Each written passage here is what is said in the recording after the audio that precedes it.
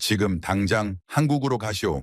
그들의 70년을 지금 당장 뺏어 오란 말이오. 전 세계 물류의 심장이 멈추고 9천만 명의 발길이 묶인 사상 초유의 대재앙. 70년 세계 패권을 자랑하던 제국들이 수백조 원을 쏟아붓고도 처참히 패배를 선언할 때 전 세계의 시선은 오직 한 곳, 극동의 작은 나라 한국으로 향했습니다. 어떻게 그들은 총성 한 번 없이 적을 무릎 꿇리는가? 저원 세계 국가 수반들이 비밀리에 한국행 비행기에 몸을 실었습니다. 세계 방산 시장의 판도를 단숨에 뒤엎고 중동의 심장을 다시 뛰게 만든 대한민국의 압도적 위상, 그 전율 돋는 이면의 진실을 지금 공개합니다. 그 전에 잠깐 1초 만에 누를 수 있는 좋아요 버튼을 꾹 눌러주시면 영상 제작에 아주 큰 힘이 됩니다. 그럼 바로 시작하겠습니다. 요격 성공입니다. 상황실의 환호성과 함께 박수가 터졌죠. 저는 박수를 치지 않았습니다. 숫자를 봤습니다. 100기, 20기, 그리고 35. 오늘 하루 동안 막아낸 적군의 드론과 미사일이었죠. 저는 압니다. 내일 또 날아올 거라는 것을.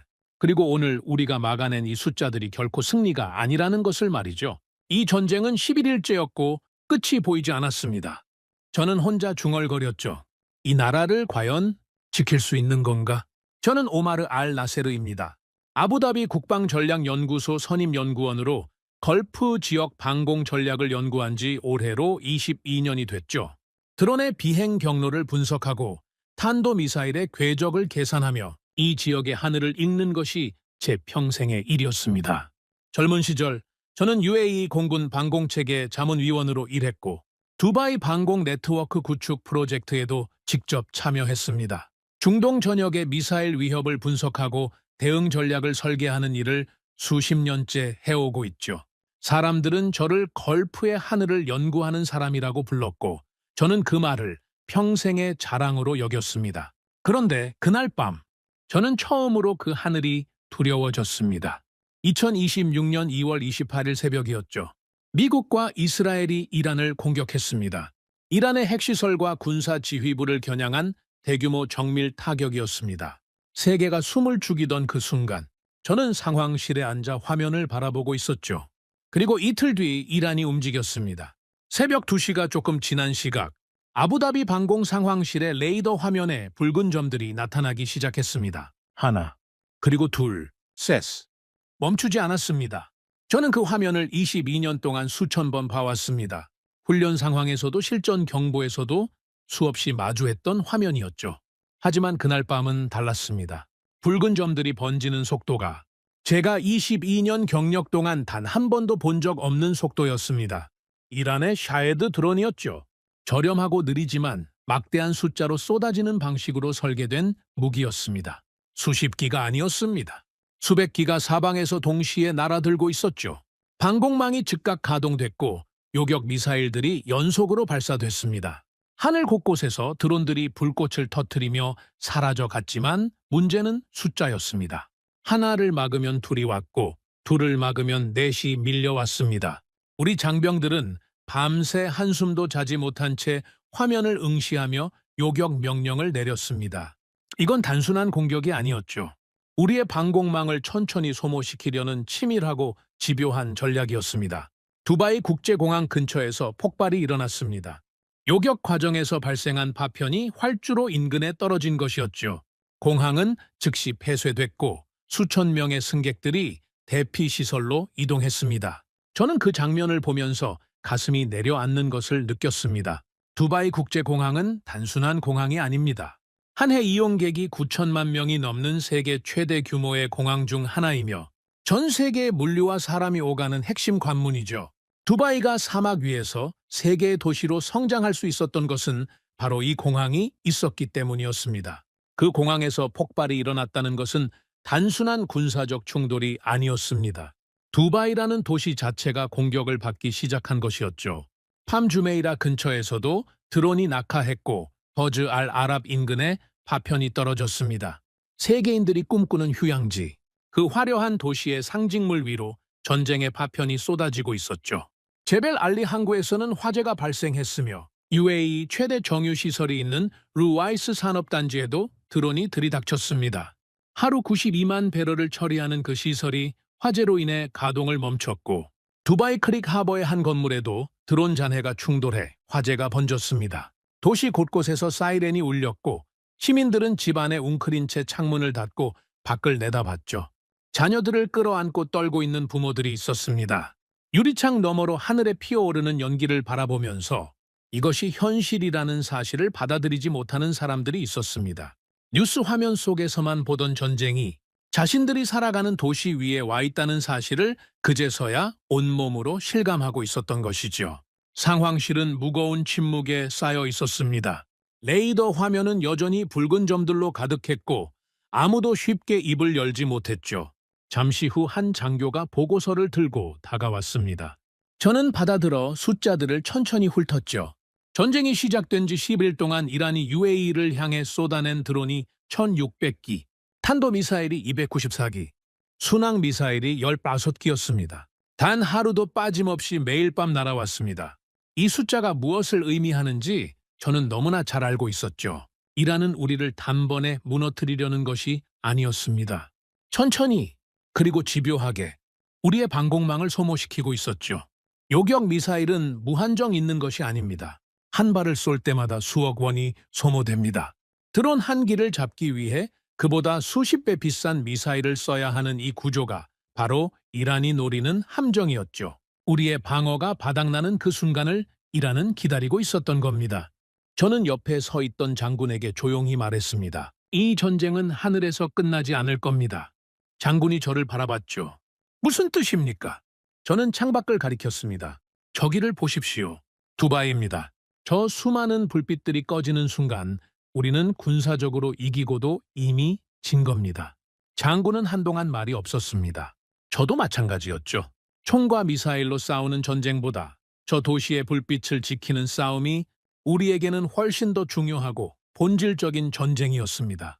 두바이는 석유로 세운 도시가 아닙니다. 전 세계 사람들의 믿음으로 세운 도시죠. 이 도시가 안전하다는 그 믿음이 흔들리는 순간 두바이는 도시로서의 존재 이유를 잃게 됩니다. 관광객이 떠나고 투자자가 짐을 쌉니다. 기업들이 문을 닫고 금융자본이 빠져나갑니다. 미사일 한 발보다 그 공포가 훨씬 더 빠르고 깊게 도시를 무너뜨리죠. 그날 밤 저는 보고서를 다시 펼쳤습니다. 요격 성공률과 피해 현황, 그리고 드론 경로 분석 자료들을 하나하나 검토해 나갔죠. 그런데 한 페이지에서 손이 멈췄습니다. 방공 운용 시스템 현황 보고서였습니다. 이번 전쟁에서 UAE 방공망을 지원하고 있는 각국의 현황이 정리된 문서였죠. 프랑스, 영국, 미국, 익숙한 이름들이 나열된 그 목록 안에서 저는 전혀 예상하지 못한 이름 하나를 발견했습니다. 한국. 저는 눈을 비볐습니다. 다시 봤습니다. 분명히 한국이었습니다. 저는 그때까지 한국이라는 나라를 반도체를 만드는 나라, 자동차를 만드는 나라, 세계인이 즐기는 드라마와 음악을 만드는 나라 정도로 알고 있었죠. 방산강국이라는 인식은 솔직히 단 한 번도 가져본 적이 없었습니다. 그런데 왜 이 보고서에 한국의 이름이 올라와 있는 것입니까? 도대체 어떤 이유로 걸프의 하늘을 지키는 이 전쟁에 한국이 등장하는 것입니까? 저는 천천히 페이지를 넘기기 시작했습니다. 더 읽어야 했죠? 반드시 확인해야 했습니다. 그날 밤 저는 잠을 이루지 못했습니다. 레이더 화면에는 여전히 드론들이 날아들고 있었고 방공망은 쉬지 않고 가동됐습니다. 하지만 이상하게도 제 머릿속에는 그 이름이 계속 맴돌고 있었죠. 전쟁의 한복판에서 모두가 하늘만 바라보고 있을 때 저는 혼자 그 나라를 생각하고 있었습니다. 한국, 그 나라가 이 상황에서 과연 무엇을 할 수 있다는 것입니까? 도대체 어떤 이유로 우리의 방공 보고서에 등장하게 된 것입니까? 저는 아직 몰랐습니다. 그 이름이 우리 도시의 운명과 이토록 깊이 연결될 것이라는 사실을 전쟁이 시작되고 사흘째 되던 날 아침이었습니다.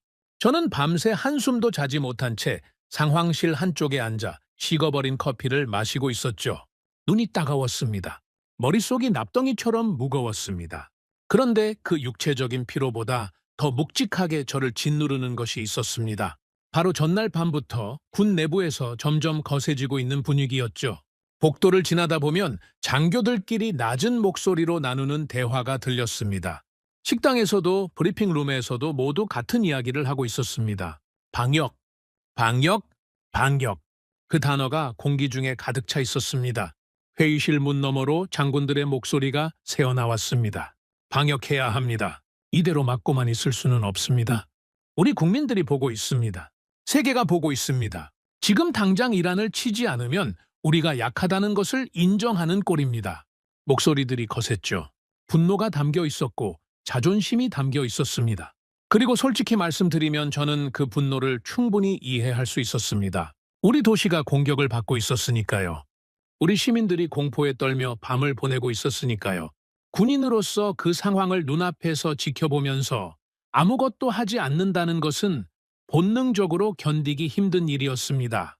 저 역시 군사 전략가로서 그 답답함을 모르지 않았습니다. 군사력만 놓고 보면 우리는 충분히 반격할 수 있는 상황이었습니다. UAE는 미국의 최신 F-16 전투기와 첨단 방공 미사일 시스템을 보유하고 있었죠.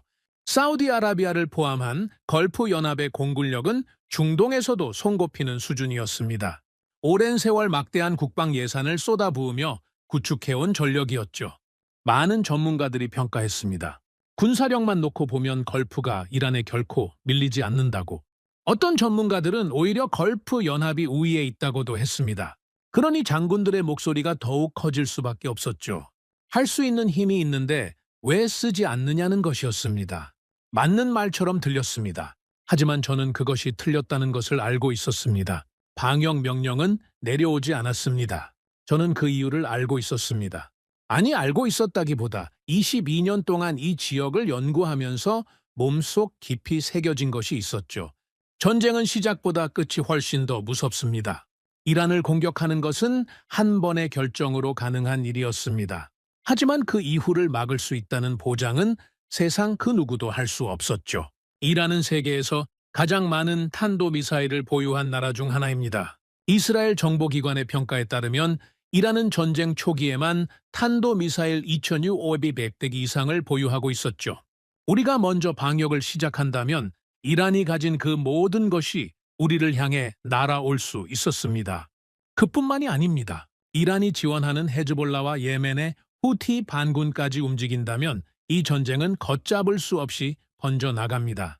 한 번의 방역이 중동 전체를 불바다로 만들 수 있었죠. 그 판단이 방역 명령을 막고 있었습니다.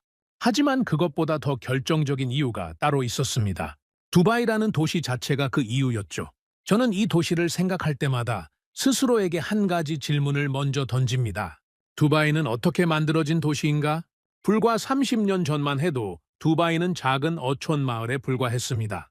석유가 있었지만 사우디아라비아나 쿠웨이트와 비교하면 매장량이 턱없이 부족했죠. UAE의 지도자들은 그 사실을 일찍이 냉정하게 인식하고 있었습니다. 석유는 영원하지 않습니다.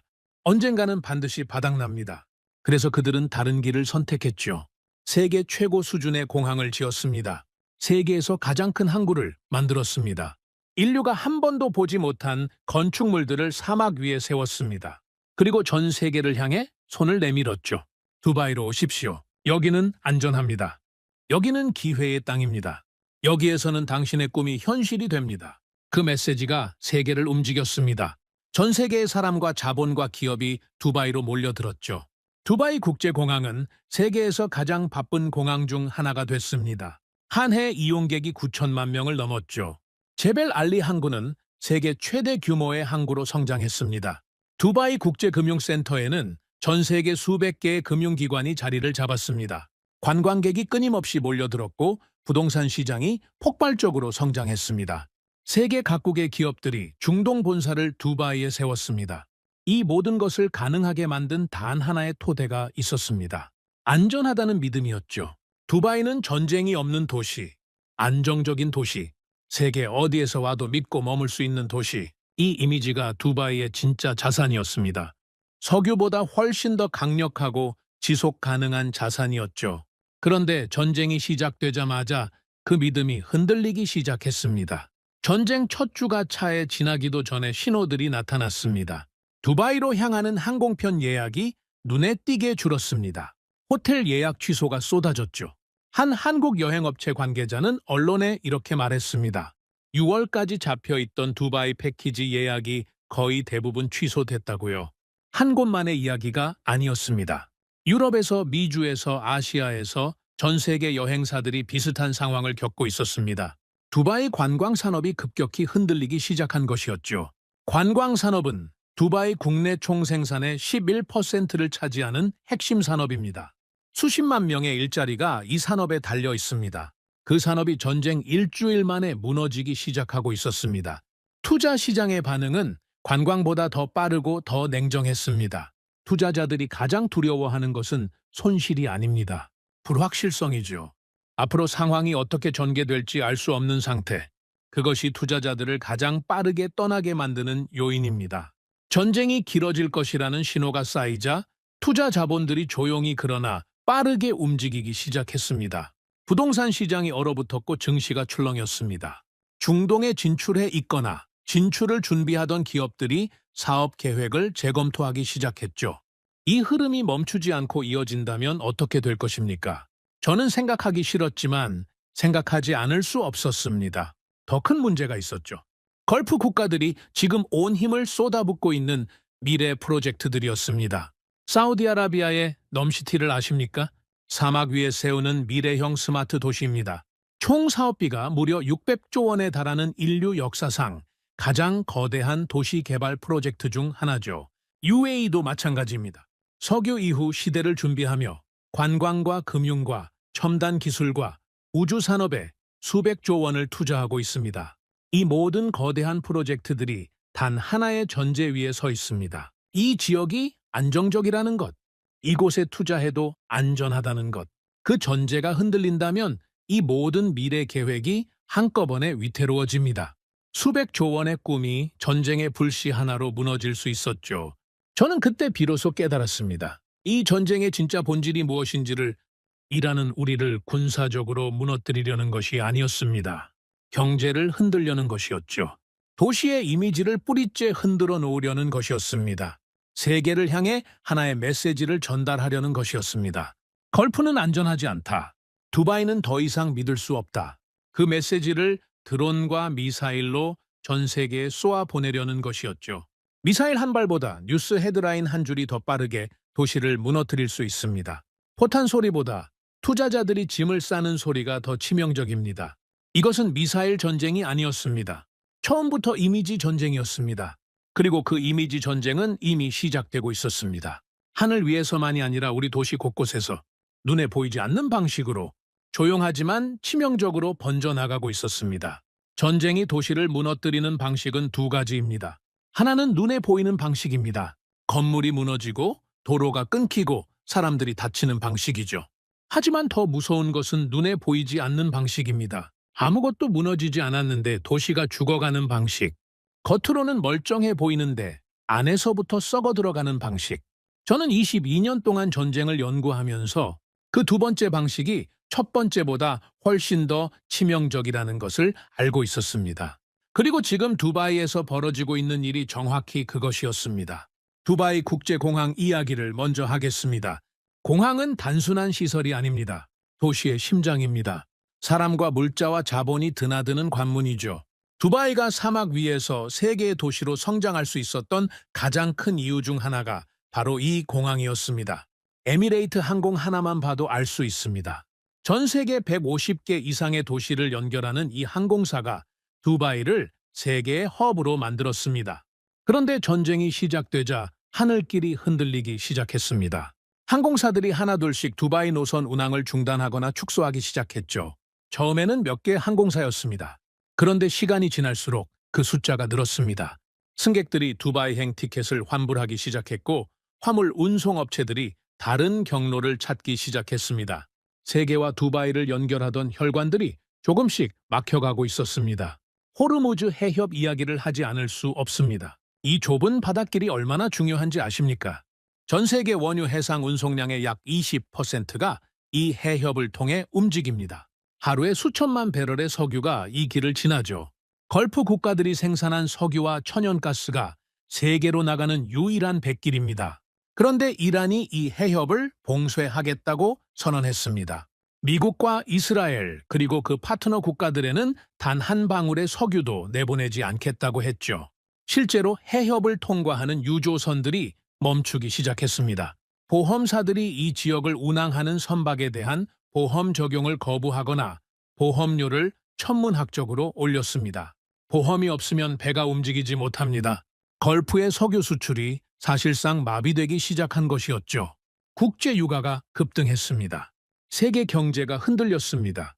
그 여파가 걸프 국가들에게 고스란히 돌아왔습니다. 저는 역사 속에서 비슷한 사례를 찾기 시작했습니다. 전쟁이 도시를 어떻게 죽여왔는지를 역사가 보여주는 사례들이 있었습니다. 레바논의 수도 베이루트를 생각해봤습니다. 1970년대 베이루트는 중동의 파리로 불리던 도시였습니다. 금융과 관광과 문화의 중심지였죠. 지중해를 바라보는 아름다운 해안 도시. 전 세계에서 사람들이 몰려들던 그 도시가 1975년 내전이 시작되면서 어떻게 됐습니까? 15년의 내전 동안 도시가 완전히 파괴됐습니다. 건물만 무너진 것이 아니었죠. 베이루트라는 이름에 붙어있던 모든 것이 사라졌습니다. 중동의 금융 허브라는 지위를 잃었습니다. 관광 도시라는 이미지를 잃었습니다. 그리고 내전이 끝난 지 수십 년이 지난 지금도 베이루트는 완전히 회복하지 못하고 있습니다. 2020년 항구 대폭발 사고까지 겹치면서 베이루트는 여전히 재건의 길을 걷고 있죠. 한번 무너진 도시의 이미지를 되살리는데 얼마나 오랜 시간이 걸리는지를 베이루트가 보여주고 있었습니다. 1990년 이라크의 쿠웨이트 침공도 생각해봤습니다. 이라크가 쿠웨이트를 점령했을 때 쿠웨이트가 입은 피해는 군사적 피해만이 아니었습니다. 이라크군이 물러나면서 쿠웨이트 유전에 불을 질렀습니다. 700개가 넘는 유전에서 불길이 솟아올랐죠. 그 불을 모두 끄는데 거의 1년이 걸렸습니다. 경제적 피해는 수백억 달러에 달했습니다. 그리고 더 큰 문제가 있었습니다. 쿠웨이트라는 나라에 대한 세계의 인식이 바뀐 것이었습니다. 부유하고 안정적인 나라에서 전쟁의 피해를 입은 취약한 나라로 그 이미지가 바뀌는 데는 한순간이 걸렸지만 다시 회복하는 데는 수십 년이 걸렸습니다. 두바이는 그렇게 되어서는 안 됐습니다. 절대로. 저는 두바이 시내 상황을 담은 보고서들을 읽었습니다. 숫자 뒤에 숨어있는 실제 삶들이 보였습니다. 두바이 쇼핑몰들의 방문객 수가 급감했습니다. 세계 최대 규모를 자랑하는 두바이몰의 평소라면 하루 수십만 명이 드나드는데 전쟁이 시작된 이후 눈에 띄게 줄었다는 보고가 있었습니다.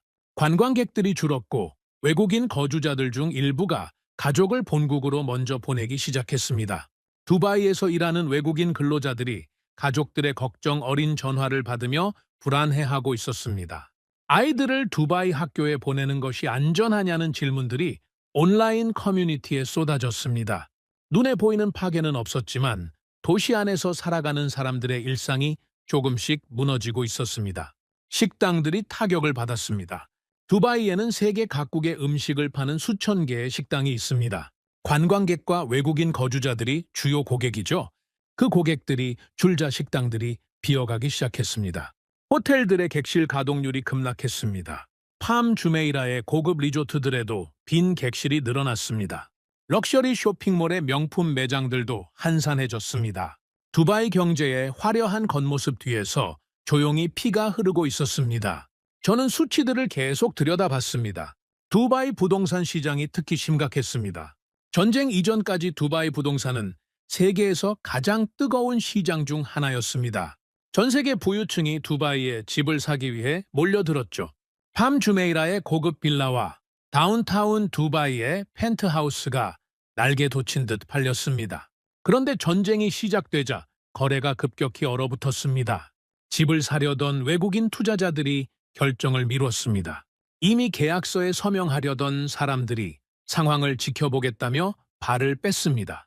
부동산 개발업자들이 신규 프로젝트 착공을 연기했습니다. 수조 원 규모의 개발 계획들이 하나둘씩 보류되기 시작했습니다. 그리고 저는 가장 섬뜩한 숫자를 발견했습니다. 두바이에서 다른 도시로 항공편을 예약하는 건수가 눈에 띄게 늘고 있었습니다. 두바이를 떠나는 사람들이 늘고 있다는 신호였습니다. 외국인 거주자들이 짐을 싸고 있었습니다. 기업들이 직원들을 다른 지역으로 배치하기 시작했습니다. 두바이를 떠나는 흐름이 들어오는 흐름을 앞서기 시작하고 있었죠. 이 흐름이 계속된다면 어떻게 될 것입니까? 두바이는 외국인 거주자가 전체 인구의 90%에 달하는 도시입니다. 그들이 떠나기 시작하면 두바이는 사막 위에 빈 건물들만 남게 됩니다. 그 생각이 머릿속에 박히자 저는 더 이상 보고서를 읽을 수가 없었습니다. 저는 자리에서 일어나 창가로 걸어갔습니다. 아부다비의 야경이 펼쳐졌습니다. 여전히 불빛들이 빛나고 있었죠. 높은 빌딩들이 밤하늘 위로 솟아 있었습니다. 아름다웠습니다. 하지만 저는 그 아름다움이 얼마나 취약한 토대 위에 서 있는지를 알고 있었습니다. 저 불빛 하나하나가 수십만 명의 사람들이 이 도시를 믿고 이곳에서 살아가고 있다는 증거였습니다. 그 믿음이 무너지는 순간 저 불빛들이 하나씩 꺼지기 시작할 것이었습니다. 그리고 한번 꺼지기 시작한 불빛은 다시 켜지는데 베이루트처럼 수십 년이 걸릴 수 있었습니다. 저는 그 순간 한 가지 결론에 도달했습니다. 이 전쟁에서 우리가 이기는 방법은 단 하나였습니다. 저 불빛들이 꺼지지 않도록 하늘을 지키는 것, 드론이 날아오는 밤을 막아내는 것, 그리고 세계를 향해 말하는 것. 두바이는 건재하다. 이 도시는 흔들리지 않는다. 그 메시지를 전달하기 위해서는 완벽한 방어가 필요했습니다. 총으로 이기는 전쟁이 아니라 방패로 이기는 전쟁이었습니다. 공격이 아니라 방어로 도시를 지키는 전쟁이었죠. 그렇다면 그 방패는 어디에 있습니까? 세계 어디에서 그 방패를 찾을 수 있습니까? 저는 메모장을 펼쳤습니다. 그리고 우리에게 필요한 것들을 적어 내려가기 시작했습니다. 드론을 막는 기술, 탄도미사일을 요격하는 능력, 동시에 수십 개의 표적을 추적하고 처리할 수 있는 시스템, 가격 대비 효율이 높은 무기, 정치적 조건이 없는 파트너, 그리고 무엇보다 전쟁을 억제하는 철학을 가진 나라. 마지막 조건 앞에서 저는 펜을 멈췄습니다. 전쟁을 억제하는 철학. 그 철학을 가진 나라가 어디 있습니까? 강한 군사력을 가진 나라는 많습니다. 하지만 그 군사력을 전쟁을 시작하는 데 쓰지 않고 전쟁을 막는 데 쓰는 나라. 위협 앞에서도 도시를 지키고 경제를 성장시킨 나라. 그런 나라가 과연 이 세계에 있습니까? 있었습니다. 저는 보고서에서 봤던 그 이름을 다시 떠올렸습니다. 처음 봤을 때는 의아했습니다. 두 번째 떠올렸을 때는 호기심이 생겼습니다. 그리고 지금 세 번째 그 이름이 떠오르는 순간 저는 이것이 우연이 아닐 수 있다는 생각이 들었습니다. 한국. 그 나라를 제대로 알아봐야 할 때가 됐습니다. 더 이상 미룰 수 없었습니다. 다음 날 아침 일찍 저는 UAE 국방전략연구소 회의실에 앉아 있었습니다. 테이블 맞은편에는 팀원들이 자리를 잡고 있었죠. 모두 지친 얼굴이었습니다. 밤새 방공망이 가동됐고 누구 하나 제대로 잠을 자지 못한 상태였습니다. 하지만 그 피로한 눈빛들 속에서 저는 같은 것을 읽을 수 있었습니다. 이 상황을 어떻게든 해결해야 한다는 절박함이었죠. 저는 회의를 시작하면서 먼저 한 가지를 분명히 했습니다. 오늘 이 자리는 전쟁을 이기는 방법을 찾는 회의가 아닙니다. 전쟁이 끝난 뒤에도 이 도시가 살아남는 방법을 찾는 회의입니다. 팀원들이 조용히 고개를 끄덕였습니다. 걸프 국가들의 지도자들이 직면한 딜레마는 사실 단순했습니다. 하지만 그 단순한 딜레마가 가장 풀기 어려운 문제였죠. 이란과 전면전을 시작하면 전쟁은 끝나지 않습니다. 이란은 중동에서 가장 깊은 전략적 중심을 가진 나라 중 하나입니다. 산악 지형 속에 숨겨진 미사일 기지들, 전 국토에 분산된 군사시설들, 이스라엘과 미국이 합동으로 공습을 감행하고 있음에도 이란의 미사일 발사가 멈추지 않는 이유가 바로 그것이었습니다. 걸프 국가들이 직접 전면전에 나선다면 이란은 걸프 전체를 전장으로 만들 것이었습니다. 두바이도 아부다비도 도하도 리야드도 모두 전선이 될 수 있었습니다. 그 도시들이 전장이 되는 순간 걸프의 미래는 없었습니다. 그렇다고 아무것도 하지 않을 수는 없었습니다. 드론이 날아오고 미사일이 쏟아지는 상황에서 방어조차 제대로 하지 못한다면 그것도 끝이었습니다. 시민들이 공포에 떨고 투자자들이 떠나며 관광객들이 발길을 끊는 현실은 이미 시작되고 있었습니다. 싸우지도 못하고 버티지도 못하는 상황. 그것이 걸프 국가들이 처한 현실이었죠. 그래서 걸프 지도자들이 내린 결론은 하나였습니다. 전쟁은 하지 않는다. 하지만 방어는 완벽해야 한다. 이 결론은 단순해 보이지만 실행하기는 대단히 어려운 전략이었습니다. 완벽한 방어란 무엇입니까? 날아오는 드론을 한 기도 빠짐없이 막는 것입니까? 탄도미사일을 100% 요격하는 것입니까? 기술적으로 그것은 불가능에 가깝습니다. 세계 최고의 방공망을 가진 나라도 100% 요격률을 달성한 사례는 없었습니다. 그렇다면 완벽한 방어의 진짜 의미는 무엇인가? 저는 팀원들에게 말했습니다. 완벽한 방어란 적이 공격을 포기하도록 만드는 것입니다. 공격해봤자 소용없다는 것을 적이 스스로 깨닫게 만드는 것이죠. 그것이 완벽한 방어의 본질입니다. 팀원들이 잠시 생각에 잠겼습니다. 그렇게 회의의 방향이 정해졌습니다. 우리의 전쟁은 하늘에서 벌어지는 전쟁이었습니다. 지상전이 아니었습니다. 해상전도 아니었습니다. 이란이 걸프를 압박하는 핵심 수단은 드론과 탄도미사일과 순항미사일이었죠. 그것들이 날아오는 하늘을 지배하는 쪽이 이 전쟁에서 이기는 것이었습니다. 그러기 위해서 우리에게는 지금보다 훨씬 강력하고 정교하며 지속 가능한 방공 시스템이 필요했습니다. 지금 가동 중인 방공망은 한계에 달해가고 있었습니다. 요격 미사일의 재고가 소모되고 있었습니다. 시스템이 지쳐가고 있었죠. 새로운 무언가가 필요했습니다. 팀원 한 명이 질문했습니다. 어디서부터 시작합니까? 저는 대답했습니다. 세계 방산 시장 전체를 다시 봐야 합니다. 우리가 알고 있다고 생각했던 것들을 모두 내려놓고 처음부터 다시 들여다봐야 합니다. 그렇게 해서 UAE 국방전략팀의 세계 방공 시스템 분석 작업이 시작됐습니다. 미국부터 시작했습니다. 미국의 방공 시스템은 세계 최고 수준이었습니다. 패트리어트 미사일 시스템은 걸프 지역에서도 이미 운용되고 있었죠. 사우디아라비아와 UAE 모두 패트리어트를 보유하고 있었습니다. 성능은 검증됐습니다. 1991년 걸프전에서 이라크의 스커드 미사일을 요격한 것을 시작으로 수십 년간 실전에서 그 능력을 증명해왔죠. 그렇다면 패트리어트를 더 도입하면 되는 것이 아닙니까? 하지만 문제가 있었습니다. 한두 가지가 아니었습니다. 첫째는 가격이었습니다. 패트리어트 시스템 하나를 도입하는 데 드는 비용이 수조 원에 달했습니다. 요격 미사일 한 발의 가격이 수십억 원이었죠. 이란의 드론 한 기 가격은 수백만 원에 불과합니다. 수십억 원짜리 미사일로 수백만 원짜리 드론을 잡는 싸움. 이 비용 구조가 계속되면 우리가 먼저 바닥납니다. 이란은 그것을 노리고 있었죠. 둘째는 정치적 조건이었습니다. 미국 무기를 사는 것은 단순한 상업 거래가 아니었습니다. 미국의 외교 정책과 연결됐습니다. 무기를 어디에 어떻게 쓸 수 있는지에 대한 제약이 따라왔습니다. 특정 국가에 대한 사용 제한 조건이 붙기도 했습니다. 미국의 정치적 입장이 바뀌면 무기 공급이 중단될 수도 있었죠. 방어 시스템은 단순한 장비가 아닙니다. 유지 보수와 부품 공급과 기술 지원이 계속돼야 하는 시스템입니다. 정치적 관계가 틀어지는 순간 그 모든 것이 끊길 수 있었습니다. 우리 하늘을 지키는 시스템이 다른 나라의 정치에 의해 작동을 멈출 수 있다는 것. 그것은 받아들이기 어려운 조건이었습니다. 셋째는 공급 문제였습니다. 지금 미국은 이미 우크라이나에 대규모 군사 지원을 하고 있었습니다. 이스라엘과의 전쟁도 지원하고 있었죠.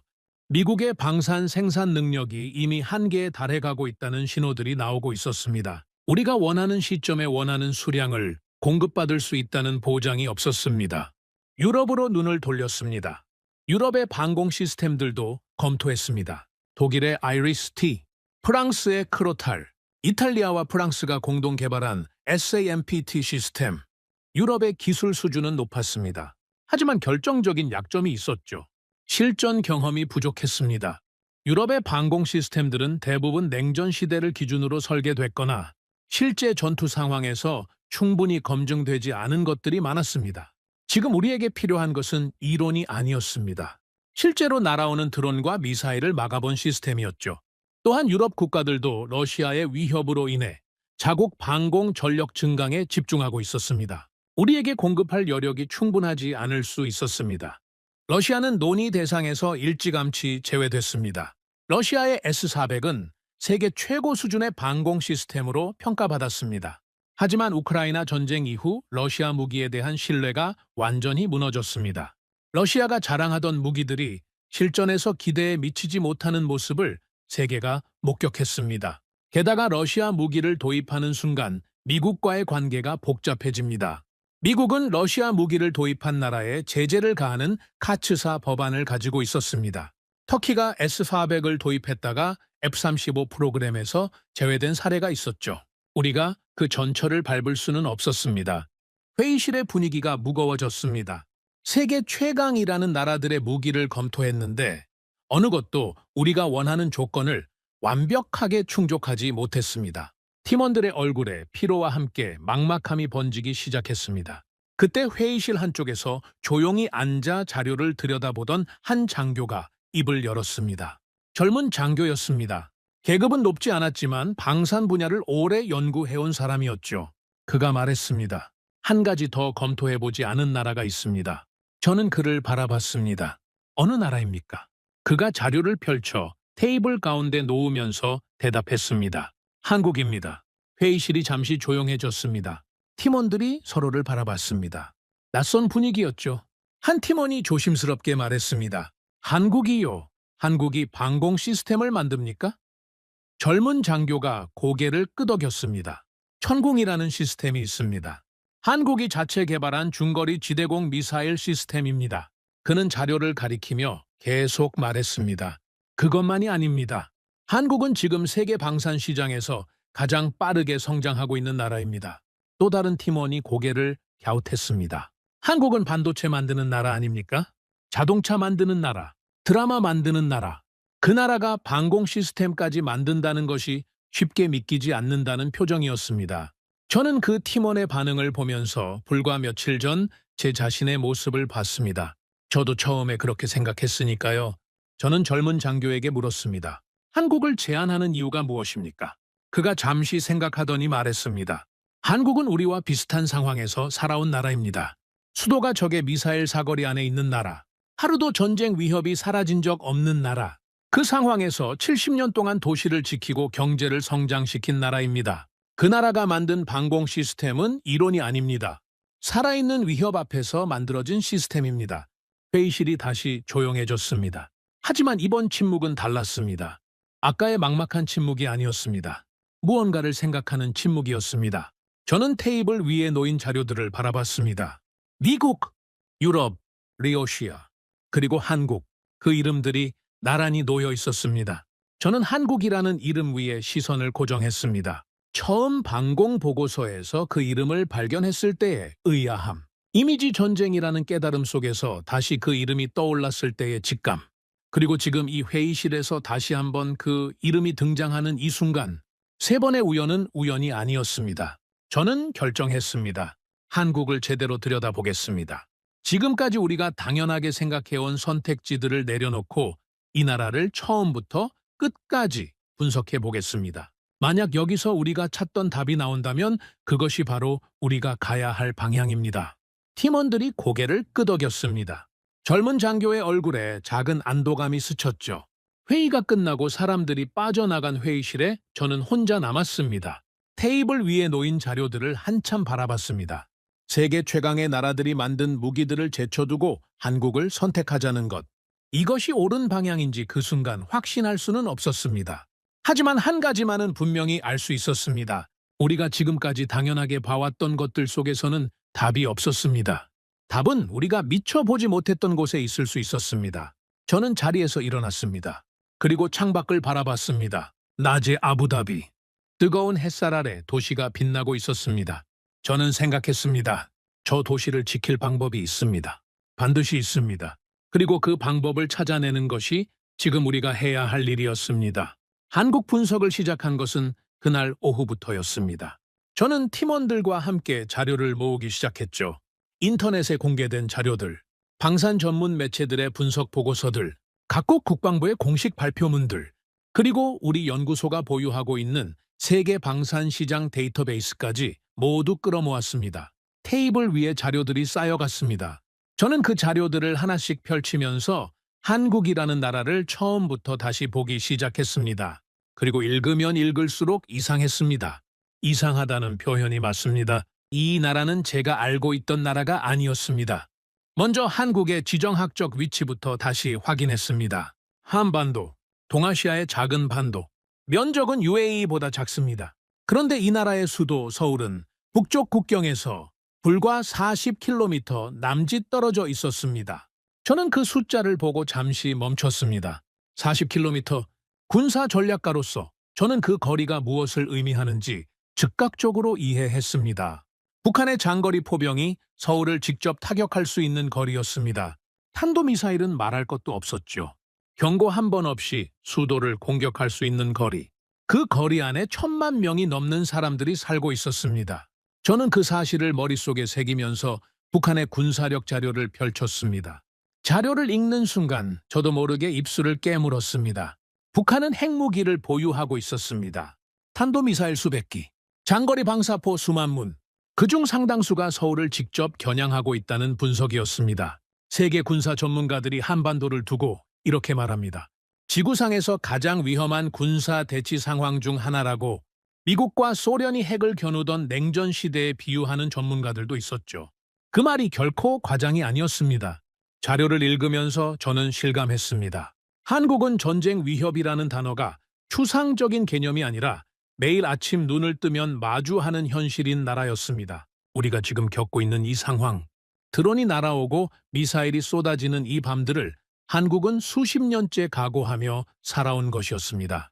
그런데 이상했습니다. 저는 자료를 넘기다가 멈칫했죠.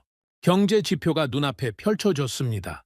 한국의 국내 총생산은 1조 7천억 달러가 넘었습니다. 세계 10위권 경제 대국이었죠.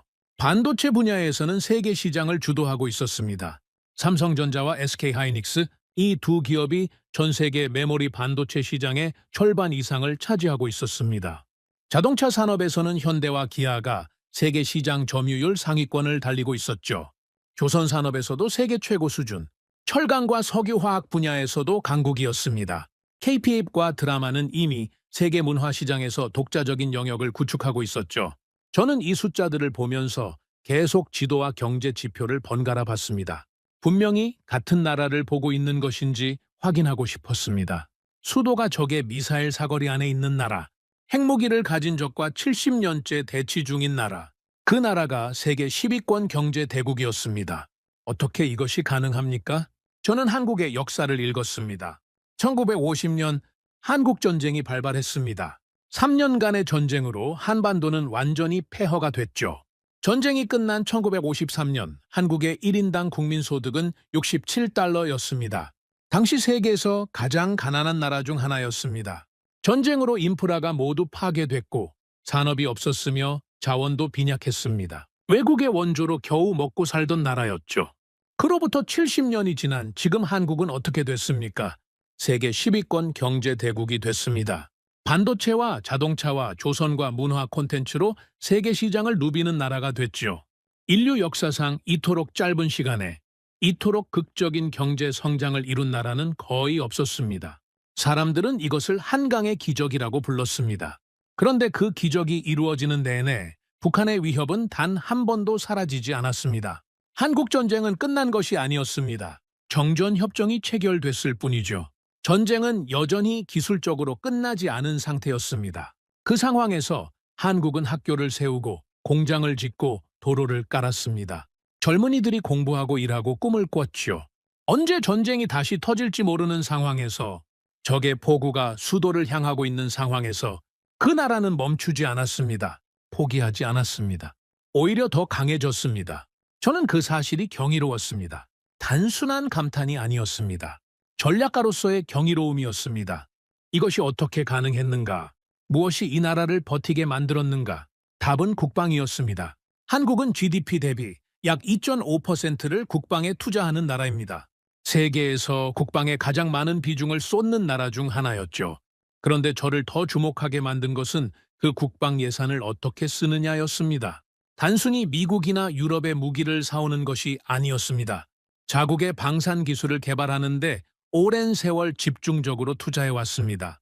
그 결과가 무엇입니까? 저는 한국의 방산 제품 목록을 읽으면서 솔직히 놀랐습니다. 초음속 전투기 KF-21을 자체 개발했습니다. 잠수함을 건조했습니다. K2 전차와 K9 자주포는 이미 세계 방산 시장에서 최고 수준으로 인정받고 있었죠. 그리고 저의 눈길을 가장 강하게 잡아당긴 것이 있었습니다. 청웅이었습니다. 한국이 자체 개발한 중거리 지대공 미사일 시스템. 저는 청웅에 관한 자료를 꼼꼼하게 읽었습니다. 요격 고도, 사거리, 동시 교전 능력, 반응 시간, 숫자들이 인상적이었습니다. 하지만 저를 더 인상 깊게 만든 것은 수치가 아니었습니다. 이 시스템이 만들어진 배경이었습니다. 청웅은 단순히 기술자들이 연구실에서 설계한 무기가 아니었습니다. 북한의 탄도미사일과 장거리 방사포와 드론을 실제로 막아야 하는 현실적 필요에서 태어난 시스템이었습니다. 살아있는 위협 앞에서 수십 년에 걸쳐 다듬어진 기술이었죠. 그것이 미국이나 유럽의 시스템과 결정적으로 달랐습니다. 미국과 유럽의 방공 시스템들은 대부분 냉전 시대의 위협을 기준으로 설계됐거나 실제 전투 상황에서 충분히 검증되지 않은 것들이 많았습니다. 하지만 한국은 달랐습니다. 이 나라는 지금 이 순간에도 실제 위협 앞에 서 있는 나라였습니다. 그 나라가 만든 무기는 이론이 아니라 현실이었습니다. 저는 한국의 방산 수출 현황을 확인했습니다. 숫자를 보고 눈을 의심했습니다. 2022년 한국의 방산 수출액이 170억 달러를 돌파했습니다. 불과 몇 년 전만 해도 30억 달러 수준이었던 것이 단기간에 5배 이상 폭증한 것이었죠. 폴란드가 한국의 K2 전차와 K9 자주포를 대규모로 도입하면서 수십조 원 규모의 계약이 성사됐습니다. 호주도 노르웨이도 에스토니아도 한국 방산 제품에 관심을 보이고 있었습니다. 중동과 동남아시아에서도 한국 무기에 대한 수요가 커지고 있었죠. 세계 방산 시장에서 한국이라는 이름이 빠르게 부상하고 있었습니다. 미국과 유럽의 빈자리를 한국이 채우고 있었습니다. 왜 한국 무기였습니까? 저는 그 이유를 분석했습니다. 첫째는 가격 경쟁력이었습니다. 동급의 미국이나 유럽 무기보다 훨씬 합리적인 가격이었습니다. 둘째는 납기 이행 능력이었죠. 한국은 계약한 시점에 계약한 수량을 정확히 납품하는 능력이 검증된 나라였습니다. 미국이 우크라이나 지원으로 공급이 지연되고 유럽이 자국 재무장으로 바쁜 지금 한국은 안정적으로 무기를 공급할 수 있었습니다. 셋째가 가장 중요했습니다. 정치적 조건이 없었습니다. 한국은 무기를 팔면서 그 나라의 외교 정책에 개입하지 않았습니다. 무기를 어디에 어떻게 쓰라는 조건을 달지 않았습니다. 미국처럼 특정 국가에 대한 사용 제한을 요구하지 않았습니다. 관계가 틀어졌을 때 부품 공급을 끊겠다는 위협도 없었습니다. 그냥 파는 것이었습니다. 상업적 거래를 상업적 거래로 대하는 것이었죠. 이것이 얼마나 중요한 조건인지 방산 전문가라면 즉각 이해합니다. 우리의 하늘을 지키는 시스템이 다른 나라의 정치에 의해 작동을 멈출 수 있다는 것. 그것은 방어 시스템이 아니라 족쇄였습니다. 한국은 그 족쇄가 없었습니다. 저는 자료를 덮고 한동안 생각에 잠겼습니다. 머릿속에서 여러 가지 생각들이 교차했습니다. 처음 방공 보고서에서 한국이라는 이름을 발견했을 때의 의아함이 떠올랐습니다. 그때 저는 이 이름이 왜 여기 있는지 이해하지 못했습니다.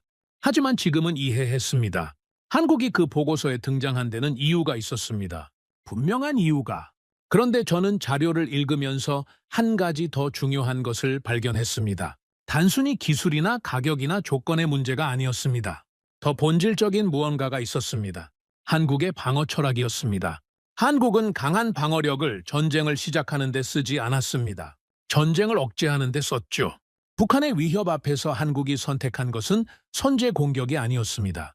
완벽한 방어였습니다. 우리가 너무 강하니까 공격해봤자 소용없다는 것을 적이 스스로 깨닫게 만드는 전략.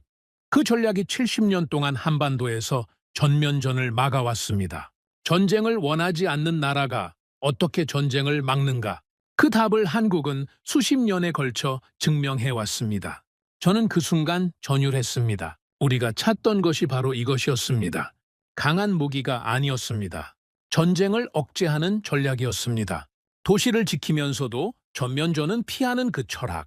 두바이를 지키면서도 이란과 전면전에 나서지 않으려는 우리의 방향과 완벽하게 일치했습니다. 우리와 한국은 근본적으로 같은 고민을 하고 있었습니다.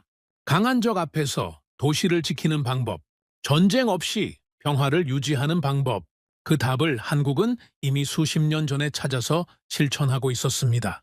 저는 팀원들을 불러 모았습니다. 자료를 테이블 위에 펼쳐놓고 말했습니다. 보십시오. 우리가 찾던 것이 여기 있습니다. 팀원들이 자료를 들여다봤습니다. 처음에는 반신반의하는 눈빛들이었습니다.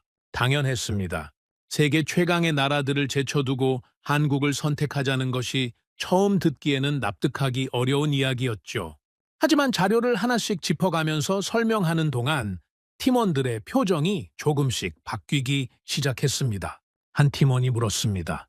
천공이 실제로 우리 환경에서 효과가 있겠습니까? 이란의 드론과 탄도미사일을 막을 수 있겠습니까? 저는 잠시 생각하다가 말했습니다. 그것을 확인하기 위해서는 숫자만으로는 부족합니다. 직접 가서 봐야 합니다. 또 다른 팀원이 말했습니다. 한국으로 가자는 말씀입니까? 저는 고개를 끄덕였습니다. 그렇습니다. 이 나라를 제대로 이해하려면 자료만으로는 안 됩니다. 그 나라의 하늘 아래 서봐야 합니다. 그 나라 사람들이 어떻게 위협 앞에서 일상을 살아가는지를 눈으로 봐야 합니다. 회의실에 잠시 침묵이 흘렀습니다. 그러다가 처음 한국을 제안했던 젊은 장교가 조용히 말했습니다. 저도 그렇게 생각합니다. 한국을 직접 봐야 합니다. 그 한마디가 결정을 확정지었습니다. 인천국제공항에 도착한 것은 이른 아침이었습니다. 비행기에서 내리면서 저는 솔직히 복잡한 감정을 느꼈습니다. UAE에서는 지금 이 순간에도 방공망이 가동되고 있었습니다. 드론이 날아오고 미사일이 쏟아지는 그 현실 속에서 저는 지구 반대편에 와 있었습니다. 팀원들과 함께 자료만으로는 부족하다는 결론을 내리고 직접 한국 땅을 밟기로 했을 때 일부에서는 회의적인 시선도 있었습니다. 지금 이 상황에서 한국까지 가야 합니까? 하지만 저는 확신이 있었습니다. 이 나라를 제대로 이해하려면 반드시 직접 봐야 했습니다. 공항을 나서면서 저는 가장 먼저 하늘을 올려다봤습니다. 직업병 같은 것이었죠. 어느 도시에 가든 저는 먼저 하늘을 봅니다. 그 나라의 방공 상황을 직감으로 읽는 습관이 22년 동안 몸에 밴 것이었습니다. 서울의 하늘은 맑고 파랬습니다. 아무렇지 않은 하늘이었죠. 그런데 저는 알고 있었습니다. 이 맑은 하늘 너머 불과 40km 거리에 무엇이 있는지를 저는 잠시 그 생각을 머릿속에서 지우려 했습니다. 그러나 지워지지 않았습니다. 서울로 향하는 버스 안에서 저는 창밖을 바라봤습니다. 고속도로 양옆으로 도시가 펼쳐졌습니다. 높은 빌딩들이 즐비했고 도로에는 차들이 넘쳤습니다.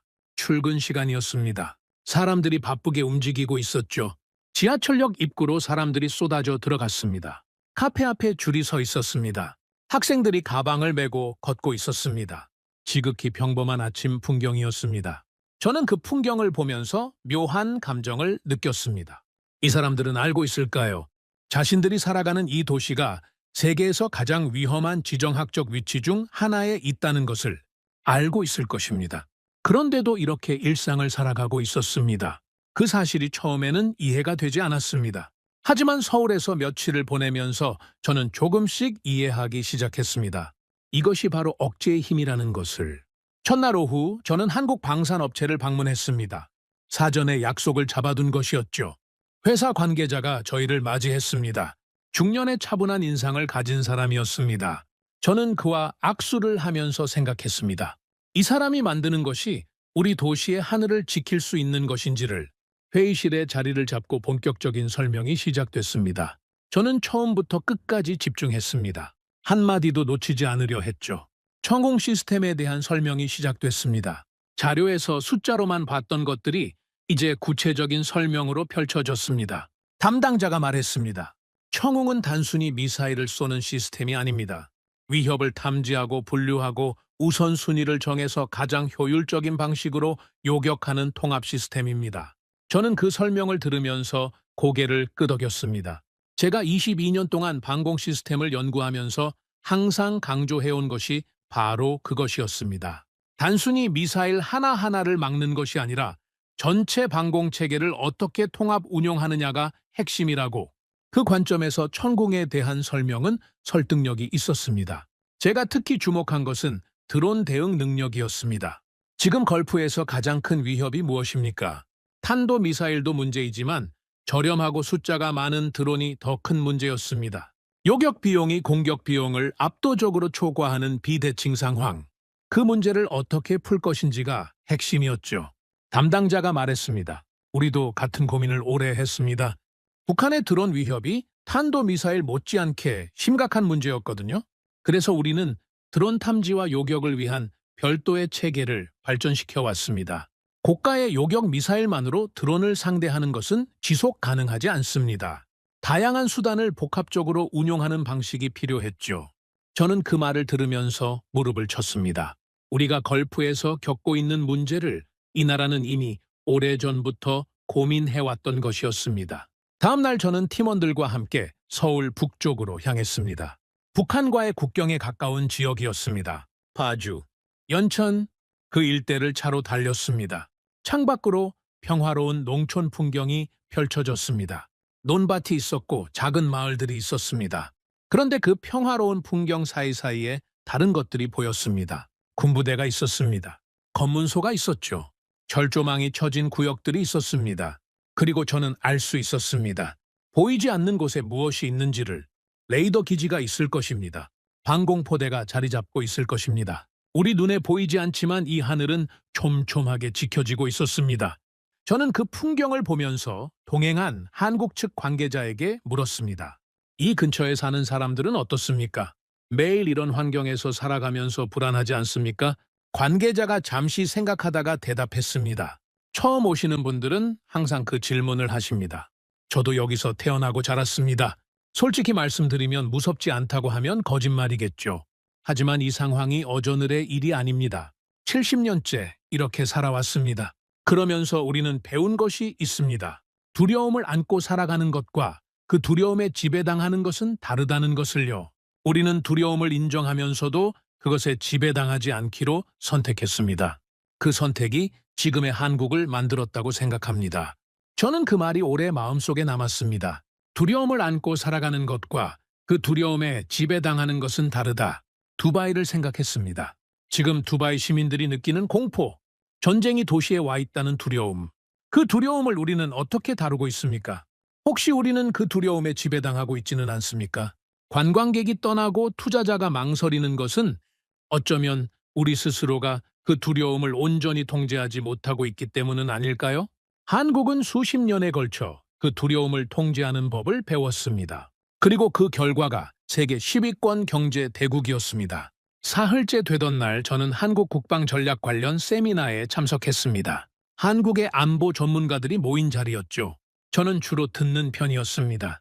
한국 전문가들의 이야기를 들으면서 느낀 것이 있었습니다. 이 사람들은 전쟁을 두려워하면서도 전쟁을 이야기하는 방식이 달랐습니다.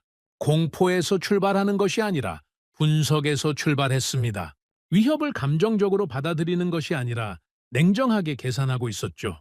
그리고 그 계산 속에서 항상 같은 결론으로 향했습니다. 강한 방어가 전쟁을 막는다. 공격할 의지가 없더라도 방어 능력이 압도적이면 적은 공격을 포기한다. 이것이 한국이 수십 년 동안 전면전 없이 버텨온 전략의 핵심이었습니다. 세미나가 끝나고 저는 한 원로 안보 전문가와 잠시 이야기를 나눌 기회가 있었습니다. 나이가 지긋한 분이었습니다. 한국 전쟁을 직접 기억하는 세대는 아니었지만 그 이후의 모든 긴장과 위기를 온몸으로 겪어온 분이었죠. 저는 그분에게 물었습니다. 한국이 이 상황을 70년 동안 버텨올 수 있었던 가장 중요한 이유가 무엇이라고 생각하십니까? 그분이 잠시 창밖을 바라보다가 대답했습니다. 우리는 전쟁을 원하지 않습니다. 단 한 번도 원한 적이 없었습니다. 그런데 전쟁을 원하지 않는 나라가 살아남으려면 전쟁을 막을 수 있는 힘이 있어야 합니다. 우리가 쌓아온 것은 공격하는 힘이 아니라 감히 공격하지 못하게 만드는 힘이었습니다. 그 힘이 우리 도시를 지켜왔습니다. 저는 그 말을 듣는 순간 가슴이 먹먹해졌습니다. 22년 동안 방공 전략을 연구하면서 수많은 전문가들을 만났습니다. 강한 무기를 자랑하는 사람들도 만났고 전쟁의 불가피성을 주장하는 사람들도 만났습니다. 하지만 이분처럼 이토록 명확하게 방어의 본질을 이야기하는 사람은 드물었습니다. 감히 공격하지 못하게 만드는 힘. 그것이 전쟁 억제의 핵심이었습니다. 그리고 그것이 바로 우리 걸프 국가들에게 필요한 것이었습니다. 서울에서의 마지막 날 저는 혼자 도심을 걸었습니다. 저녁 시간이었습니다. 거리에 사람들이 가득했습니다. 식당에서 웃음소리가 흘러나왔습니다. 카페에서 젊은이들이 이야기를 나누고 있었습니다. 아이들이 뛰어놀고 있었습니다. 저는 그 풍경을 바라보면서 걸었습니다. 이 사람들 중에 북한의 미사일을 두려워하는 사람이 없겠습니까? 있겠죠. 분명히 있을 겁니다. 하지만 그 두려움이 이 도시의 일상을 멈추게 하지는 못하고 있었습니다. 식당이 문을 열고 카페에 사람이 있고 아이들이 웃고 있었습니다. 도시가 살아 있었습니다. 저는 두바이를 생각했습니다. 이것이 우리가 원하는 것이라고. 전쟁이 없는 것이 아니었습니다. 전쟁의 위협이 있어도 도시가 멈추지 않는 것. 드론이 날아와도 식당이 문을 닫지 않는 것. 미사일 소리가 들려도 투자자들이 떠나지 않는 것. 그것을 한국은 해내고 있었습니다. 그리고 그것을 가능하게 만드는 토대가 강력한 방어였습니다. 눈에 보이지 않지만 이 하늘 어딘가에 촘촘하게 쳐진 방어망. 그 방어망이 이 도시의 일상을 지키고 있었습니다. 호텔로 돌아와 저는 창가에 앉았습니다. 서울의 야경이 펼쳐졌습니다. 빌딩들의 불빛이 하늘까지 닿을 듯 빛나고 있었습니다. 저는 그 불빛들을 바라보면서 아부다비를 떠올렸습니다. 두바이를 떠올렸습니다. 우리 도시의 불빛들을. 그 불빛들이 꺼지지 않아야 한다는 것. 그것이 우리가 이 전쟁에서 반드시 지켜내야 하는 것이라는 것. 그리고 그 불빛을 지키는 방법을 저는 지금 이 도시에서 보고 있었습니다. 저는 메모장을 펼쳤습니다. 그리고 적었습니다. 한국은 전쟁을 원하지 않는 나라다. 하지만 전쟁을 막을 수 있는 나라다. 그 두 가지를 동시에 실현하는 방법을 이 나라는 알고 있다. 우리가 찾던 것이 바로 이것이다. 메모를 마치고 저는 펜을 내려놓았습니다. 서울의 불빛들이 여전히 빛나고 있었습니다. 저는 그 불빛들을 바라보면서 생각했습니다. 내일 아부다비로 돌아가면 해야 할 일이 있었습니다. 팀원들에게 보고해야 했습니다. 그리고 더 큰 결정을 이끌어내야 했습니다. 쉽지 않을 것이었습니다. 세계 최강의 나라들을 제쳐두고 한국을 선택하자는 제안에 반대하는 사람들이 있을 것이었습니다. 장군들이 반발할 수도 있었습니다. 하지만 저는 흔들리지 않을 자신이 있었습니다. 왜냐하면 저는 이 도시에서 답을 봤기 때문입니다. 자료 속 숫자가 아니라 살아있는 현실 속에서 답을 봤습니다. 위협 앞에서도 꺼지지 않는 불빛들을 봤습니다. 두려움에 지배당하지 않고 두려움을 관리하며 살아가는 사람들을 봤습니다. 그리고 그것을 가능하게 만드는 방어의 철학을 봤습니다. 우리가 찾던 나라가 바로 여기 있었습니다. 한국이었습니다. 아부다비로 돌아온 것은 새벽이었습니다.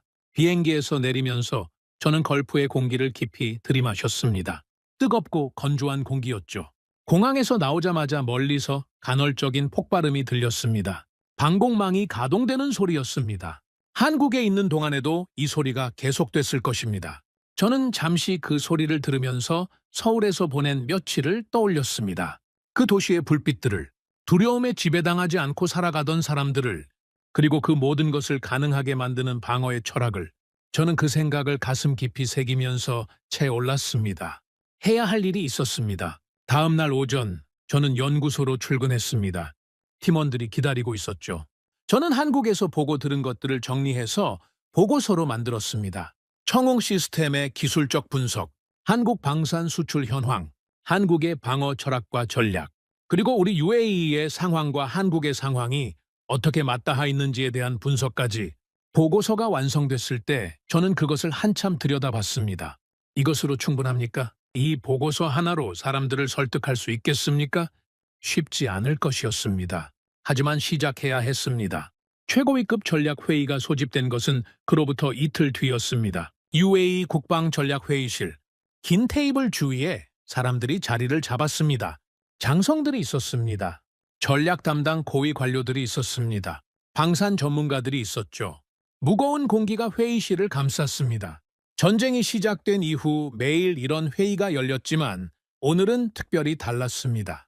오늘 이 자리에서 중요한 결정이 내려질 것이었습니다. 모두가 그것을 알고 있었죠. 회의가 시작되자마자 분위기가 팽팽해졌습니다. 먼저 현황 보고가 있었습니다. 방공망 가동 현황, 요격 성공률, 피해 현황. 숫자들이 나열됐죠. 그리고 가장 중요한 숫자가 나왔습니다. 요격 미사일 재고였습니다. 저는 그 숫자를 보면서 표정을 관리했습니다. 심각한 수준이었습니다. 이 소모 속도가 계속된다면 우리에게 남은 시간이 많지 않았습니다. 현황 보고가 끝나자 한 장군이 발언했습니다. 그는 이 자리에서 가장 계급이 높은 사람 중 한 명이었죠.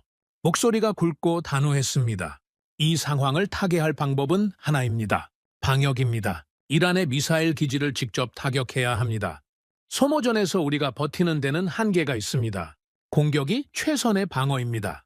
그의 발언이 끝나자 몇몇 장성들이 고개를 끄덕였습니다. 동의하는 분위기였습니다. 저는 손을 들었습니다. 발언 기회를 요청했죠. 회의를 주재하던 관료가 저에게 시선을 줬습니다. 알나세르 박사? 말씀하십시오. 저는 자리에서 일어났습니다.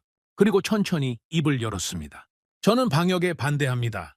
회의실이 조용해졌습니다. 방역을 지지하던 장군이 저를 쏘아봤습니다. 저는 시선을 피하지 않고 말을 이어갔습니다. 이란을 공격하면 어떻게 됩니까? 이란은 더 강하게 방역할 것입니다. 우리가 타격한 미사일 기지 하나당 이란은 10배로 되돌려줄 것입니다. 그 과정에서 두바이 공항이 폐쇄됩니다. 제벨 알리 항구가 멈춥니다. 글로벌 기업들이 짐을 쌉니다. 투자자들이 썰물처럼 빠져나갑니다. 넘시티 프로젝트가 중단됩니다. 우리가 지난 30년 동안 쌓아온 것들이 전쟁 몇 달 만에 무너집니다. 군사적으로 이길 수 있겠죠. 하지만 그 승리가 우리에게 무슨 의미가 있습니까? 잿더미가 된 두바이가 우리의 승리입니까? 회의실이 다시 조용해졌습니다. 방역을 주장하던 장군의 얼굴이 굳었습니다. 그가 말했습니다. 그렇다면 알 나세르 박사의 대안은 무엇입니까? 계속 맞고만 있자는 겁니까? 저는 고개를 저었습니다. 아닙니다. 완벽한 방어입니다. 공격받지 않는 것이 아닙니다. 공격을 막아내는 것입니다. 그리고 그 방어가 너무 강해서 적이 공격을 포기하도록 만드는 것입니다. 장군이 비웃는 표정으로 말했습니다. 완벽한 방어라? 좋은 말입니다. 그런데 지금 우리 방공망이 한계에 달해가고 있습니다. 요격 미사일 재고가 바닥나고 있습니다. 그 완벽한 방어를 어떻게 실현하겠다는 겁니까? 저는 준비하고 있었습니다. 그 질문이 나올 것을 알고 있었죠. 저는 보고서를 꺼냈습니다. 테이블 위에 놓았습니다. 그리고 말했습니다. 한국입니다. 회의실의 공기가 바뀌었습니다. 장군이 눈살을 찌푸렸습니다. 한국이요? 드라마 만드는 나라 말입니까? 저는 흔들리지 않았습니다. 22년 전 제가 이 일을 시작할 때부터 배운 것이 있습니다. 편견은 언제나 진실보다 먼저 옵니다. 하지만 데이터는 편견을 이깁니다. 저는 보고서를 펼쳤습니다. 한국의 방산 수출 데이터, 청웅 시스템의 재원, 한국의 안보 환경과 방어 전략, 그리고 한국이 70년 동안 핵무기를 가진 적과 대치하면서도 세계 10위권 경제 대국으로 성장한 역사, 저는 하나씩 설명했습니다. 서두르지 않았습니다. 천천히, 그리고 명확하게 미국 무기의 문제점을 설명했습니다. 가격, 정치적 조건, 공급 불안정. 장군들이 조금씩 귀를 기울이기 시작했습니다. 유럽 무기의 한계를 설명했습니다. 실전 경험 부족, 공급 여력 부족, 러시아 무기의 신뢰 붕괴를 설명했습니다. 그리고 그 빈자리에 한국이 있다고 말했습니다. 한국은 지금 세계 방산 시장에서 가장 빠르게 성장하는 나라입니다. 폴란드가 수십조 원 규모로 한국 무기를 도입했습니다. 그 이유가 무엇입니까? 가격 경쟁력, 기술 수준, 납기 이행 능력, 그리고 정치적 조건이 없다는 것. 무기를 팔면서 우리 외교 정책에 간섭하지 않는 나라, 관계가 틀어졌을 때 부품 공급을 끊겠다는 위협이 없는 나라. 그것이 우리에게 얼마나 중요한지 이 자리에 계신 분들은 누구보다 잘 아실 겁니다. 회의실이 조용했습니다. 저는 계속했습니다. 저는 직접 한국에 다녀왔습니다. 그 나라의 수도 서울은 북한의 미사일 사거리 안에 있습니다. 불과 40km 거리입니다. 우리가 지금 겪고 있는 것보다 훨씬 더 오래, 훨씬 더 가까이에서 위협을 받아온 나라입니다. 그런데 그 나라는 멈추지 않았습니다. 도시의 불빛이 꺼지지 않았습니다. 왜입니까? 강한 방어가 있었기 때문입니다. 감히 공격하지 못하게 만드는 방어력이 있었기 때문입니다. 그것이 전쟁을 막았습니다. 그것이 도시를 지켰습니다.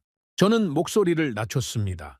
그리고 천천히 마지막 말을 했습니다. 우리가 찾는 것은 전쟁을 시작할 무기가 아닙니다. 전쟁을 막을 무기입니다. 도시를 지킬 전략입니다. 두바이의 불빛이 꺼지지 않게 할 방어입니다. 그 답을 가진 나라가 있습니다. 한국입니다. 회의실이 한동안 침묵에 잠겼습니다. 저는 자리에 앉았습니다. 심장이 빠르게 뛰고 있었습니다. 겉으로는 차분했지만 속으로는 이 침묵이 어떤 방향으로 깨지기를 기다리고 있었습니다. 방역을 주장하던 장군이 먼저 입을 열었습니다. 목소리가 아까보다 낮아져 있었습니다. 청웅이라는 시스템, 실전에서 검증이 됐습니까? 저는 대답했습니다. 한국의 방공 시스템은 살아있는 위협 앞에서 수십 년간 다듬어진 기술입니다. 북한의 드론과 미사일 위협은 이론이 아니라 현실입니다. 그 현실 앞에서 만들어진 시스템입니다. 장군이 잠시 생각하다가 다시 물었습니다. 우리 환경에 맞게 커스터마이징이 가능합니까? 우리 기존 방공망과 통합 운영이 됩니까? 저는 고개를 끄덕였습니다. 한국은 그 부분에서 유연성이 높습니다. 우리의 요구에 맞게 조정할 수 있는 나라입니다. 또 다른 장성이 말했습니다. 도입 기간이 얼마나 걸립니까? 지금 우리에게 시간이 없습니다. 저는 대답했습니다. 한국의 납기 이행 능력은 세계 방산 시장에서 검증됐습니다. 폴란드와의 계약에서도 빠른 납기를 약속하고 이행했습니다. 미국이나 유럽보다 훨씬 빠릅니다. 질문들이 이어졌습니다. 저는 하나하나 답했습니다. 준비가 돼 있었습니다. 한국에서 직접 보고 들은 것들, 자료를 분석하면서 확인한 것들, 22년 경력이 뒷받침하는 판단들, 그 모든 것이 이 순간을 위해 준비된 것이었습니다. 1시간이 지났습니다. 2시간이 지났죠. 회의실의 공기가 처음과 달라져 있었습니다.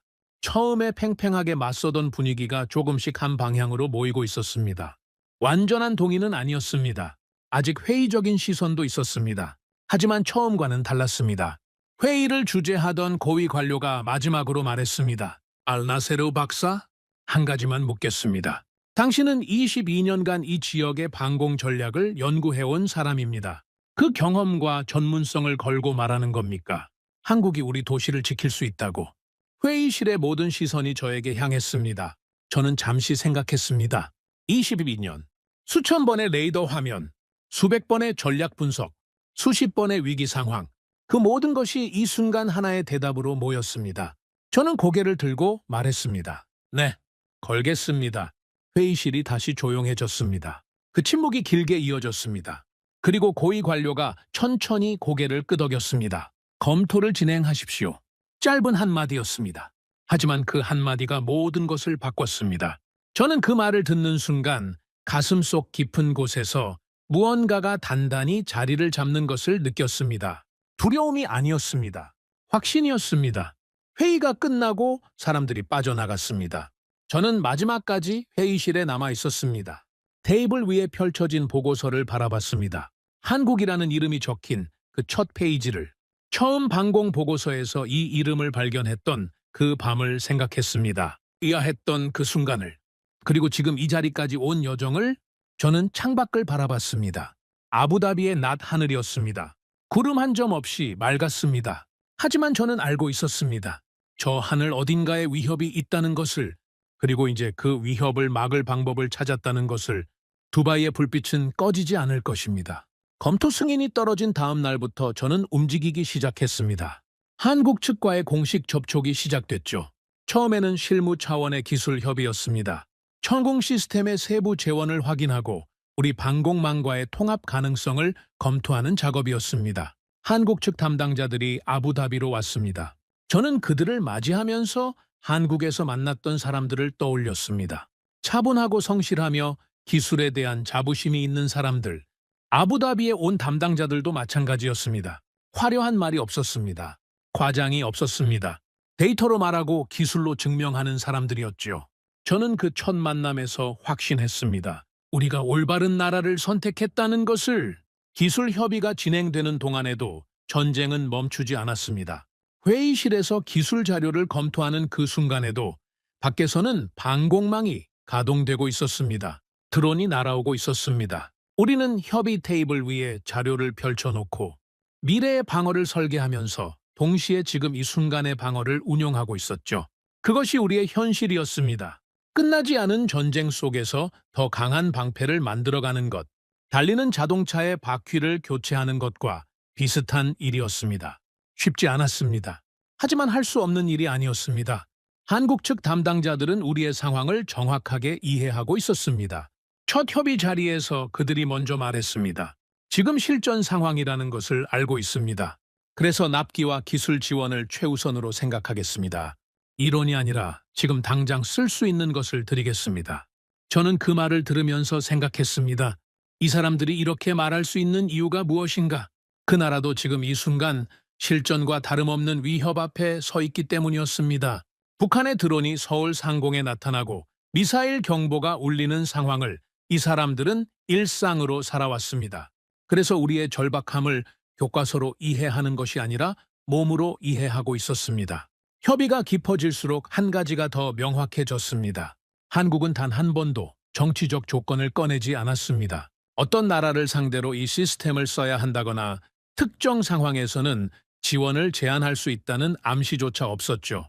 기술과 가격과 납기, 오직 그것만으로 이야기했습니다. 22년 동안 방산 협력을 해온 저로서는 그 단순함이 오히려 충격적으로 느껴질 정도였습니다. 우리가 지금까지 당연하게 받아들여왔던 조건들이 사실은 당연한 것이 아니었다는 것을 이 나라와 협력하면서 처음으로 실감했습니다. 계약이 성사된 날 저는 상황실로 향했습니다. 상황실을 나오면서 저는 복도에서 잠시 멈췄습니다. 이 길을 걸어온 시간들이 머릿속을 스쳐 지나갔습니다. 처음 보고서에서 한국이라는 이름을 발견했을 때의 그 의아함, 팀원들 앞에서 화이트보드에 한국이라고 썼을 때의 그 낯선 침묵, 최고위 전략회의에서 22년 경력을 걸겠다고 말했을 때의 그 긴장감, 그 모든 순간들이 하나의 선으로 이어져 지금 이 자리까지 왔습니다. 쉬운 길이 아니었습니다. 당연한 선택도 아니었습니다. 하지만 옳은 선택이었습니다. 저는 그것을 확신했습니다. 군사 전략가로서가 아니라 이 도시를 지키고 싶은 한 사람으로서 자료를 정리하거나 보고서를 쓰기 위해서가 아니었습니다. 그냥 그 자리에 있고 싶었습니다. 레이더 화면 앞에 서서 저는 그날 밤을 생각했습니다. 처음 붉은 점들이 화면을 가득 채우던 그 밤을, 상황실의 환호성이 터지는데 혼자 박수를 치지 못했던 그 순간을, 이 나라를 과연 지킬 수 있는 건가? 혼자 중얼거렸던 그 말을. 지금도 레이더 화면에는 붉은 점들이 보였습니다. 전쟁은 여전히 진행 중이었습니다. 하지만 그날 밤과 지금은 달랐습니다. 그날 밤에는 막막함이 있었습니다. 지금은 방향이 있었습니다. 한국과의 협력이 본격화되면서 변화가 나타나기 시작했습니다. 처음에는 작은 변화였습니다. 기술 운용팀의 분위기가 달라졌습니다. 새로운 시스템을 훈련받기 시작한 운용 요원들에게서 조금씩 자신감이 생겨났습니다. 방공 상황실의 공기가 달라졌습니다. 같은 위협이 날아오더라도 대응하는 방식이 더 정교해지기 시작했죠. 드론 탐지 속도가 빨라졌고 요격 판단이 더 효율적으로 이루어졌습니다. 저는 그 변화를 지켜보면서 생각했습니다. 무기 하나를 도입한 것이 아니었습니다. 싸우는 방식 자체가 달라지고 있었습니다. 요격 데이터가 바뀌기 시작했습니다. 요격 성공률이 높아졌습니다. 같은 수의 드론을 막는 데 소모되는 요격 미사일의 수가 줄었습니다. 더 효율적으로, 더 정확하게, 더 적은 비용으로 막아내기 시작한 것이었습니다. 저는 그 데이터를 확인하면서 한국에서 들었던 말을 다시 떠올렸습니다. 감히 공격하지 못하게 만드는 힘, 공격해봤자 소용없다는 것을 적이 스스로 깨닫게 만드는 것. 그 힘이 조금씩 현실이 되고 있었습니다. 아직 전쟁이 끝난 것이 아니었습니다. 드론은 오늘 밤에도 날아올 것이었습니다. 하지만 우리가 그것을 막는 능력이 조금씩 강해지고 있었습니다. 그것이 지금 우리가 할 수 있는 최선이었습니다. 걸프의 다른 나라들이 움직이기 시작한 것도 그 무렵이었습니다. 사우디아라비아 방산 담당자가 연락을 해왔습니다. UAE가 한국과 어떤 협력을 하고 있는지 알고 싶다는 것이었습니다. 카타르에서도 비슷한 연락이 왔고 쿠웨이트도 관심을 보였습니다. 처음에는 조심스러운 탐색이었습니다. 하지만 시간이 지나면서 그 관심이 구체적인 움직임으로 바뀌기 시작했습니다. 걸프 국가들이 하나씩 한국을 주목하기 시작한 것이었습니다. 저는 그 흐름을 지켜보면서 한 가지를 생각했습니다. UAE의 이 선택이 우리 도시 하나를 지키는 것을 넘어서 걸프 전체의 방어 전략을 바꾸는 시작이 될 수 있다는 것을, 한 나라의 결단이 지역 전체의 방향을 바꿀 수 있다는 것을. 전쟁은 아직 끝나지 않았습니다. 오늘 밤에도 레이더 화면에 붉은 점들이 나타날 것입니다. 방공망이 가동될 것입니다. 요격 미사일이 발사될 것입니다. 우리 장병들이 밤새 화면을 응시하며 이 하늘을 지킬 것입니다. 그 현실은 변하지 않았습니다. 하지만 저는 그 현실을 바라보는 눈이 달라졌습니다. 처음 그 밤처럼 막막하지 않습니다. 우리는 방향을 찾았습니다. 우리는 싸우는 방법을 바꾸고 있습니다. 그리고 우리는 이 전쟁에서 도시를 지킬 것입니다. 저는 오늘도 상황실에 앉아 있습니다. 레이더 화면을 바라보고 있습니다. 붉은 점들이 나타나고 있습니다. 그런데 이번에는 다릅니다. 저는 압니다. 우리가 막을 수 있다는 것을, 더 강해진 방패가 이 하늘을 지키고 있다는 것을, 그리고 저 창밖의 두바이 불빛들이 오늘 밤도 꺼지지 않을 것이라는 것을. 나는 오마르 알 나세르입니다. 22년 동안 걸프의 하늘을 연구해온 군사 전략가입니다. 저는 많은 나라의 무기를 봐왔습니다. 강한 무기도 있었고 거대한 무기도 있었습니다. 하지만 우리가 찾던 것은 단 하나였습니다. 전쟁을 막을 수 있는 전략, 도시를 지킬 수 있는 방어, 그리고 그 답은 멀리 동쪽에 있는 한 나라에서 왔습니다. 전쟁을 원하지 않으면서도 전쟁을 막는 법을 아는 나라, 위협 앞에서도 도시의 불빛을 꺼뜨리지 않는 나라, 수십 년 동안 가장 위험한 하늘 아래서 가장 강한 방어를 쌓아온 나라, 한국이었습니다. 우리는 전쟁을 선택하지 않았습니다. 우리는 도시를 지키는 길을 선택했습니다. 그 길이 아직 끝나지 않았습니다. 하지만 우리는 걷고 있습니다. 그리고 두바이의 불빛은 오늘 밤도 꺼지지 않고 있습니다. 오늘의 사연은 여기까지입니다. 구독과 좋아요는 영상 제작에 아주 큰 힘이 됩니다. 지금까지 감동테라스 저는 소희였습니다. 오늘도 우리 구독자님들의 가정에 따뜻한 행복이 가득하시길 진심으로 바라겠습니다. 긴 영상 끝까지 시청해주셔서 정말 감사합니다. 내일 더 좋은 이야기로 찾아뵙겠습니다. 감사합니다.